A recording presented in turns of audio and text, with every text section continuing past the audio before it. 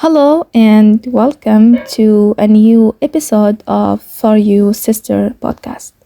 I'm so happy you are here again, sitting somewhere quiet, maybe with your cup of tea, maybe in your car, maybe just lying down after a long day, ready for another heart to heart conversation.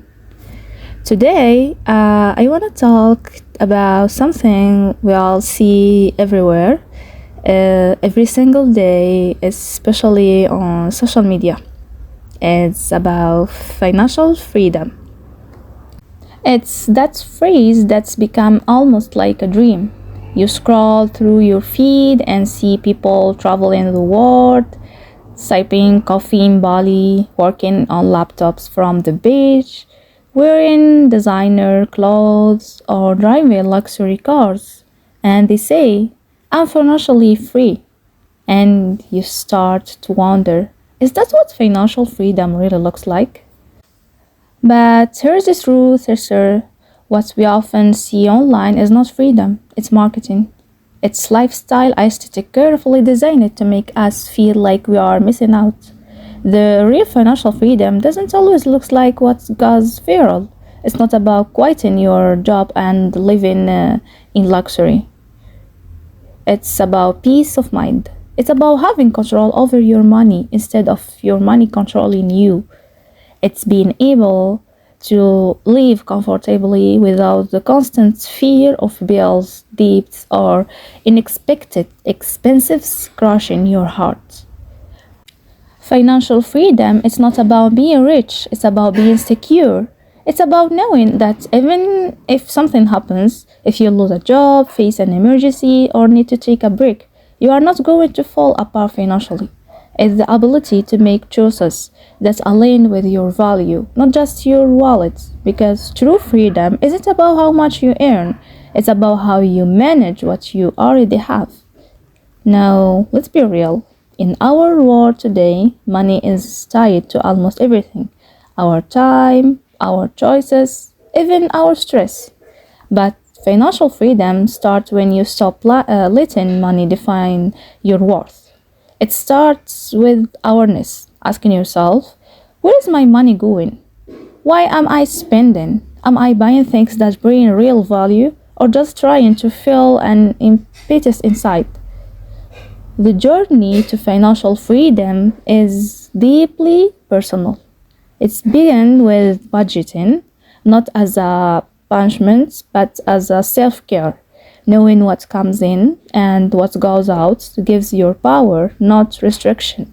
It's about saving up proportion of what we earn, even it's small, because consistency matters more than the amount.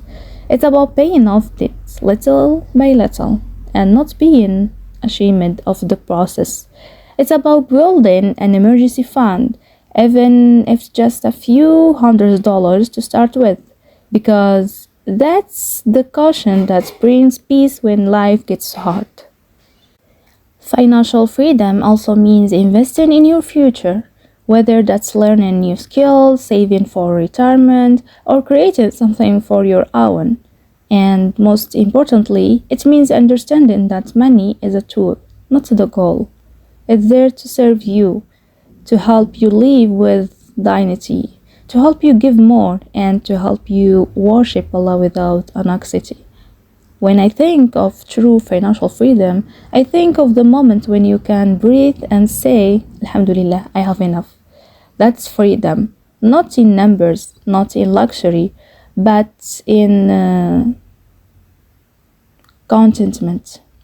And my sister, let's not forget, Islam teaches us that real wealth is not measured by how much you own, but by how content your heart is. The Prophet ﷺ said, riches does not lie in the abundance of worldly goods, but riches is the riches of the soul. So before we chase what social media calls financial freedom, let's ask ourselves, do I want to be rich or do I want to be peaceable? Do I want to impress or do I want to live with purpose? Because the more you align your spending, your saving, and your giving with what pleases Allah, the more barakah you will find in every dirham, every dollar, every moment.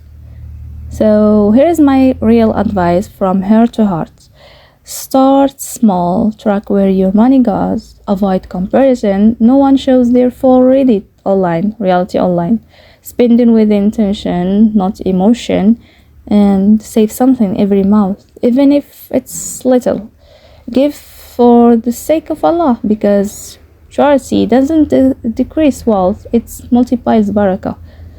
Financial freedom is not about escaping work, it's about escaping worry. It's not about living luxuriously, it's about living wisely.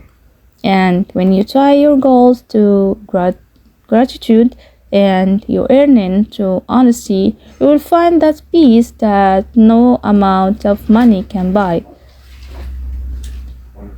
So, thank you for listening, my dear sister. If this episode touched your heart, share it with another sister who needs to hear that she is already enough and that her peace matters more than her possession.